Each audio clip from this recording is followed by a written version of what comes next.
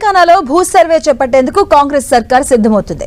భూ వివాదాలకు పులి స్టాప్ పెట్టేందుకు భూభారతిని తెచ్చిన ప్రభుత్వం ఇప్పుడు డిజిటల్ సర్వేపై కూడా ఫోకస్ పెట్టింది. రాష్ట్ర వ్యాప్తంగా దశల వారీగా రాష్ట్రంలో డిజిటల్ భూ సర్వే చేపట్టి పగడ్బందీగా రికార్డులు తయారు చేసేందుకు సిద్ధమవుతుంది. భవిష్యత్తులో భూ తగాదాలకు తావు లేకుండా చూడాలనే లక్ష్యంతోనే సర్కార్ పావులు కదుపుతుంది.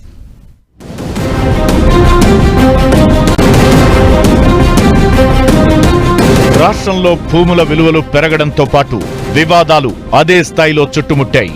గత ప్రభుత్వం వివాదాస్పద భూముల జాబితాను సిద్ధం చేస్తే దాదాపు 18 లక్షల ఎకరాలకు పైగా భూములు వివాదాల్లో ఉన్నట్లు తేలింది. గ్రేటర్ హైదరాబాద్ సమీప ప్రాంతాల్లో భూముల విలువలు భారీగా పెరగడం, వేలాది ఎకరాలు అన్యాక్రాంతం కావడంతో ప్రభుత్వ భూములను కాపాడుకునేందుకు సర్కార్ పావులు కదుపుతోంది. భూముల డిజిటల్ సర్వే ద్వారా ప్రభుత్వ ప్రైవేట్ భూముల లెక్క తేల్చేందుకు సర్కార్ రెడీ అవుతోంది. రాబోయే రోజుల్లో భూ క్రయ విక్రయాల్లో మ్యాప్లను ప్రామాణికంగా తీసుకునేలా ప్రభుత్వం చర్యలు తీసుకుంటోంది. ప్రభుత్వ భూముల అన్యాక్రాంతం ఓ సమస్య అయితే, గ్రామాల్లో కొంతమంది భూములు ఎక్కువ విస్తీర్ణంలో ఉంటే పొజిషన్లో తక్కువ విస్తీర్ణంలో ఉండడం, తక్కువ విస్తీర్ణంలో రికార్డులో ఉండి ఎక్కువ విస్తీర్ణంలో పొజిషన్లో ఉన్న అంశాలు వివాదాస్పదంగా మారుతున్నాయి.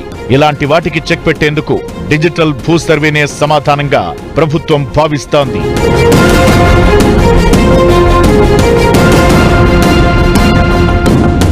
ఇప్పటి వరకు సర్వేయర్ల కొరత ఇబ్బంది పెట్టింది. దీంతో 6,000 మంది నిరుద్యోగులకు భూ సర్వేపై శిక్షణ ఇచ్చి ప్రభుత్వ గుర్తింపు పొందిన సర్వేయర్లుగా గుర్తించేందుకు చర్యలు చేపడుతోంది. భూ క్రయ విక్రయాలు మ్యాప్ల ఆధారంగానే భవిష్యత్తులో ప్రభుత్వం అమలు చేసేందుకు చర్యలు తీసుకుంది. ఆధార్ మాదిరిగానే మ్యాప్ల ఆధారంగా భూదార్ నంబర్లను కేటాయించాలని నిర్ణయం తీసుకుంది. ఈ ప్రక్రియ పూర్తి చేస్తే రాష్ట్ర వ్యాప్తంగా ప్రభుత్వ ప్రైవేటు భూముల వివరాలు తెలియనున్నాయి. ఇప్పటికే దేవాదాయ, వ్యవసాయ శాఖలు తమ శాఖల భూముల వివరాలను డిజిటల్ సర్వే చేసేందుకు ఏర్పాట్లు చేసుకుంటున్నాయి. తొలి విడతలో గ్రేటర్ హైదరాబాద్ కు ఆనుకుని ఉన్న జిల్లాల్లో ఈ సర్వే చేపట్టి విడతల వారీగా అన్ని జిల్లాల్లో సర్వే చేసేందుకు సర్కార్ రెడీ అవుతున్నట్లు సమాచారం. డిజిటల్ భూ సర్వేను గ్రామీణ ప్రాంతంలో కూడా ప్రయోగాత్మకంగా చేపట్టే అంశాన్ని సర్కార్ పరిశీలిస్తోంది.